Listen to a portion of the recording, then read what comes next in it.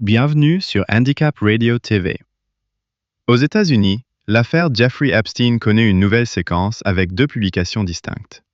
D'une part, des élus démocrates ont diffusé un nouvel échantillon de photographies issues des archives d'Epstein, transmis dans le cadre d'une commission du Congrès. Ces images montrent des intérieurs de résidences, des avions privés, des espaces de réception et des objets personnels. Elles documentent l'environnement matériel et logistique du réseau Epstein, sans révélation pénale directe. Les démocrates expliquent vouloir maintenir la pression politique pour une transparence complète sur le fonctionnement de ce réseau. D'autre part, le département de la justice américain a commencé le 19 décembre 2025 à publier une partie des documents officiels de l'enquête Epstein, conformément à une loi adoptée en novembre 2025 imposant la publication de tous les documents non classifiés sous 30 jours. Les fichiers rendus publics comprennent des milliers de pages. Photographies, relevés d'appels téléphoniques, auditions du grand jury, interrogatoires et documents internes.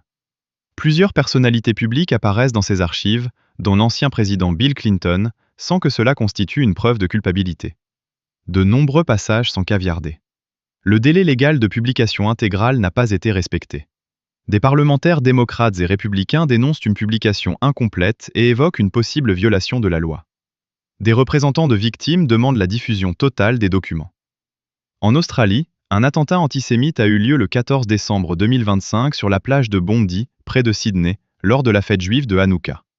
15 personnes ont été tuées et de nombreux autres blessés. L'enquête a établi que certaines armes utilisées étaient détenues légalement. Le Premier ministre a annoncé le lancement d'un vaste programme national de rachat d'armes à feu afin de réduire leur circulation. Le gouvernement prévoit d'indemniser les détenteurs d'armes devenues illégales ou jugées inutiles. En France, une enquête journalistique a révélé que des ouvrages négationnistes, racistes et suprémacistes restaient disponibles à la vente sur les sites d'Amazon, de la Fnac et de Cultura, malgré leur interdiction par la loi française. À la suite de ces révélations, plusieurs références ont été retirées des catalogues. Le ministère de l'Intérieur a annoncé envisager une saisine de la justice pour examiner les responsabilités des plateformes concernées. Toujours sur le plan des violences idéologiques, les actes antisémites sont en hausse dans le monde depuis 2024. Selon les données disponibles, les États-Unis et le Royaume-Uni enregistrent les chiffres les plus élevés. L'Allemagne, la France et l'Australie connaissent également une augmentation significative.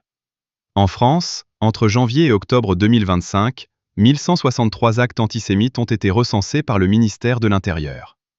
Les actes visant la communauté juive représentent 62% des faits antireligieux recensés sur cette période. Dans la bande de Gaza, la situation humanitaire continue de se dégrader. Les inondations récentes, combinées au froid hivernal et aux destructions liées à plus de 2 ans de guerre, aggravent les conditions de vie des civils. L'ONU et plusieurs ONG alertent sur de nouvelles restrictions imposées à l'entrée de l'aide humanitaire, susceptibles de paralyser l'action des organisations sur le terrain. Selon l'Agence de l'ONU pour les réfugiés palestiniens, des habitants meurent de froid et les travailleurs humanitaires rencontrent de grandes difficultés pour acheminer tentes, carburant et matériel médical. En France, à 18 mois de la fin du mandat présidentiel, un article décrit un climat de fin de règne à l'Élysée.